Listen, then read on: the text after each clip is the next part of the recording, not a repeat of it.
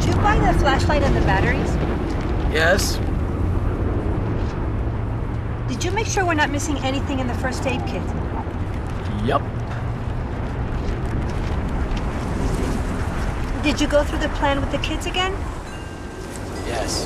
The more you prepare today, the more you'll be able to reduce the devastating effects of a tornado, an earthquake, a power outage, or any other disaster. Get a kit, make a plan, be informed. Visit ready.gov.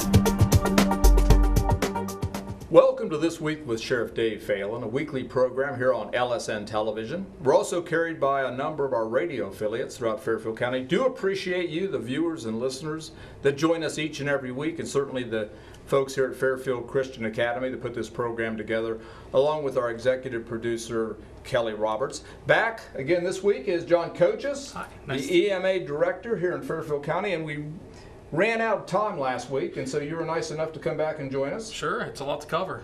We did. I was surprised. And we talked last week about an emergency disaster preparedness kit, or whatever you would like to call it. And really, it's items that people need to have in their homes in case there's an emergency, right? Absolutely. That's perfect. And we talked about, let's kind of go through some of the things briefly we talked about, and then we'll cover some new things we missed last week, and then we'll talk about some other things that are pretty exciting as far as things to deal with EMA and the things you have responsibility over. Great, absolutely. Okay. Water? Water, most important. 3 days. 3 days worth of water. Food is the second most important thing. Items with a long shelf life. Right. Check your dates. Even canned vegetables, canned stews, canned meat, things you can buy at the grocery store have a long shelf life. Okay. Water, food. Weather radios. The most important thing about getting information is having a NOAA weather radio. Okay. Either one's a great option. This one just has a lot of good toys on it. Charges with solar power, crank up. You can charge your cell phone batteries with that. Lots of great tools. Yeah, I thought it was fascinating last week when you talked about this has a crank on it, and you can actually, if you run out of power, you can go ahead and just crank that and have power, charge your cell phone. Charge your cell phone. Good stuff. Charge anything, yeah. Good stuff. Absolutely. Okay. Having a flashlight, power outages are really one of the most important parts of a disaster. Having some power, some light in that is great. We try not to use candles because they are a flame or a fire hazard. Okay, good. Whistles, calling out to people, calling out for help. It's better than yelling. It's a whistle. It's really a great thing to have. We suggest people carry them as long as they're on them at all times. And if you're trapped in your basement somewhere under a lot of debris or something, this could be invaluable. Absolutely. Yep. Calling out for help. Okay. The first aid kit. This is a basic one. You can grow it, be as large as possible, but you want to have the basics: Band-Aids, antibiotic ointments, cleaning solutions, stuff like that. Keeps your self healthy. It's going to be a long time, probably, in a large disaster for EMS and hospitals to get back up to full strength. So. You know, and I think one thing that really comes to mind, John, when we talk about some kind of an emergency, I think sometimes we get the sense that this always happens someplace else. Right. There's always some other thing. You watch the national news and you see these terrible storms, or you see people that are trapped in their homes for days or under buildings, you name it.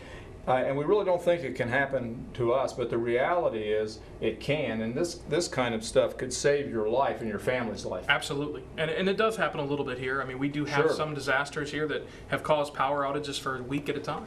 Right. And that's important, that it's different than normal life, so be prepared for it. Okay, what else do we have here? Just some general hygiene items: antibacterial wipes and solution, baby wipes that you can use to cleanse yourself, dust mask if you're in that debris or dusty environment. That would be invaluable to have. Keeps your respiratory protection up. a lot of different things, and also this particular mask in disease. If you had someone with a flu or something like that, you could quarantine them by putting the mask on that. Very important. Yeah, absolutely. Very important. And I'll tell you, this really, I've honestly learned a lot, because I don't know that I would have probably thought you have water, you have some food, and a flashlight, and that may be, be in pretty good shape. Yep. But the reality is, unless you have a radio to hear what's going on, or your cell phone with you, unless you have a whistle if you're trapped under that debris so you can notify someone, it could be very, very difficult. Absolutely. So great stuff, great idea. So going further, we have a couple other things for the home, Okay. preparedness in the home. Drop cloths are great for large messes or holding back windows that have busted out. Duct tape. It fixes everything. Right. It's the greatest tool in any toolbox is just having a good old roll of duct tape. That with the plastic sheeting, you can close up those windows. Trash bags. All for waste, obviously, for anything really. You can use it as plastic sheeting. Right. You can use it for insulation for your body. You could wear the trash can and actually stuff it with newspaper, and you're insulated. It's like a down coat. But it's not very fashionable. That does make a lot of sense, especially, if you would think maybe you're in your basement, the power has gone off, the utilities are down, and something like that could be very important. Absolutely. We suggest that you also prepare seasonal clothing, but makeshift things in a pinch really can work out. And we also talked about last week making sure where you have your disaster items is somewhere that would be safe. Maybe in some kind of a container that would be resistant to some things falling on it or something like that. Yeah, the bucket, Okay. all this fits in the bucket. It really is a great tool to have. It's nice. You can stack it. It's a great thing, and it has other uses, water storage. And So all these things will fit in this bucket? all the things but the water will fit in the bucket, yeah. We suggest keeping your food and water stored separately Okay, and in a dry, airtight container. okay. Unless it's stored by itself in a dry airtight container. Okay. Other things that we have here, just a little multi-tool. This is kind of, extravagant, I guess, but you can also have something that's a little more simpler. The great thing is a lot of people have these as kind of promotional items, and you can pass them out for free. Swiss Army knife, that type of thing. Sure. Something that you can do a lot of different jobs with. You might have some repairs to make or a number of different uses. This one, if our military veterans might recognize, this is what actually called a P-38. And they've been handing these out since World War II, and it's a can opener. So all you do is you have your can, and you insert it, and you just work it around the can like this. GIs have been carrying this with their dog tags for 60-some years. How about that? Yeah, and Wow. we actually passed these out as a promotion for the past year. People love them. It takes back people down to memory lane and how they've had it for years and years and years. Last here that I have here today, just something to do. Play and go fish. I mean, you're going to have hours upon hours where it might be a little bit boring. So suggest some board games, something to do, have a big book to read, whatever is kind of up your alley, but having something to take pass the time by. Okay, let's go through these one more time. Sure. And if you're home, grab a pencil or pen right now. Write some of these things down, and I think it's a great idea. Absolutely. It's I've got a few things at my house, but it really gave me some ideas for what Loretta and I think we'll do. And I'm going to let my kids know about it, and because I think it's really important. It is, and it's really actually not that expensive. All the items in the kit that go in the bucket were about $86. But you can find them cheaper. Less than $100, And you can buy them one at a time, Right. add them to your grocery bill. There's a lot of different solutions that you can, a lot of things that we pass out. right.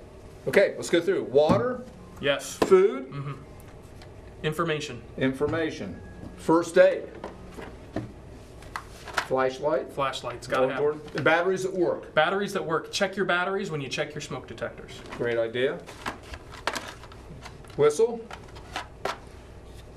Just general hygiene items, cleaning up, make Great. sure that you don't Great. catch a cold. Same thing, respirator, keeps the debris out, keeps the flus in. Okay. You got, Duct tape fixes everything. yeah. If you, in other words, you have windows that are blown out or something, you get this. Windows, you can make makeshift shelters with the window with the drop cloth and duct tape like a tent. Right. Lots of different things. Gloves, the gloves just keep you from, while you're doing first aid or other hygiene items. That's perfect to have gloves. trash bags. They can obviously store trash, but they can become part of your wardrobe to keep you warm. A multi-tool or a tool of some kind. Shut off gas, shut off your electricity. Those are important. Something to do. Make sure that you have a can opener for any cans that don't have pull tabs on them. And the bucket. The bucket stores everything. The bucket can store water. The bucket could be used as a waste container. Right. Many different functions. And all this stuff just packs up, put it in a nice, cool, dry place in a safe part of your home, and you're ready. Now, if one of our listeners or viewers, John, have a question, Sure. How can they get in touch with you? Our website's fairfieldema.com. You can go to our website. You can call us at 654-4357. And this kit is all in detail on the federal website. It's ready.gov. It gives you this and many more topics to talk about and discuss with your family. And it's a great way to kind of build that togetherness by building your family preparedness kit. And you do have some citizen volunteers, right? We do. We have a CERT program. It's Community Emergency Response Team. And what we do is we bring in volunteers. We train them. We give them about 24 hours of training from topics like disaster psychology, firefighting, search and rescue. We even have some law enforcement type of general trainings, what to do in an emergency. When they complete, they become part of our volunteer team, and we use them in disasters, from shelters to doing good neighbor checks, to cleaning up debris if needed. So it's a great program.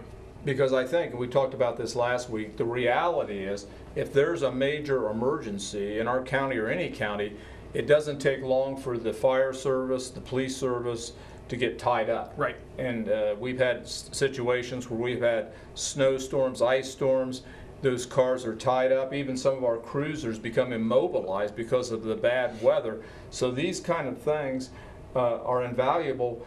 And to think that you could be a group of volunteers that could go out and kind of help supplement the safety forces, I think is a terrific thing. Absolutely. You know, in our CERT team, your community watch team, they all are people who are interested and want to help. And it's just a great group of people to have available to us. And how often do you have classes, John? Probably about 2 a year. If it's a busy year, we might try to put on 3. We just finished a class. The next class should be about March of next year. And then if someone's interested, how do they? Again, our website, fairfieldema.com, you can sign up for the most current training. There's not one available right now, but there will be shortly. We'll have some information on there around Christmas time. I think great information. And you've been the EMA director how long now? 6 years now. 6 years. 6 years in Fairfield County, some time before that in Hamilton County. Yeah, it's gone by great. I love it. And in the short time we have left, what are some of the other responsibilities that you folks do? Well, we do a lot of planning. We've been working on some disaster planning for dangerous and wild animals. Right. That's been a big topic lately. Up there in Muskingum County and Zanesville area, we had the animals get loose. And next week we'll be meeting with the sheriff from that county, Sheriff Lutz, and he'll be meeting with all the police chiefs, and we'll kind of go over our plan, what we've devised as a plan for all the response agencies in the county, and if we were to ever have a similar incident like that. So that's a huge topic right now. A lot of disaster planning, getting ready for the seasons changing. Right. Winter's coming up for us, and brushing off our policies, and hopefully we don't have to enact those snow emergencies that you I don't envy you for on that call, but it's that time of the year again. Jon Kochis, our EMA director, has joined us the last couple weeks. Terrific program, probably one of the best we've done, and appreciate you. I know I've learned a lot, and I'm sure the viewers and listeners have too. And we'll have you back here soon to talk about a lot of different areas when it comes to disasters within our community. Great, thank you. Well, I do appreciate you, the viewers and listeners that join us each and every week. Certainly our executive director, Kelly Roberts, that helped put this program together, and the folks here at Fairfield Christian Academy. Until next week, same time, same place, God bless, and we'll see you right here next week.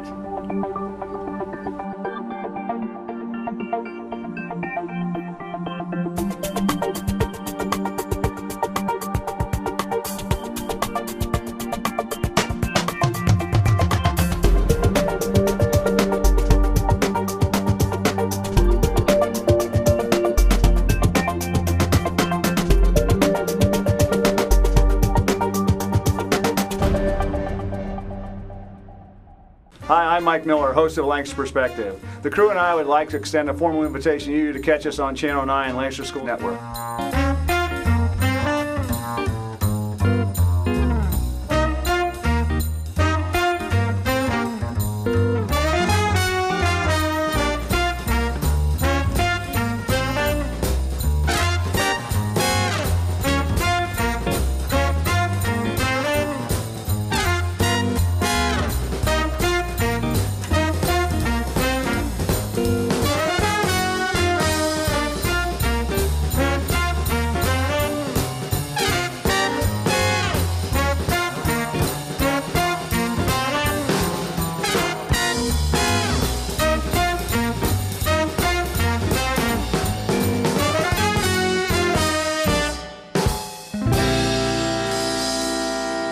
Lancaster Perspective on LSN.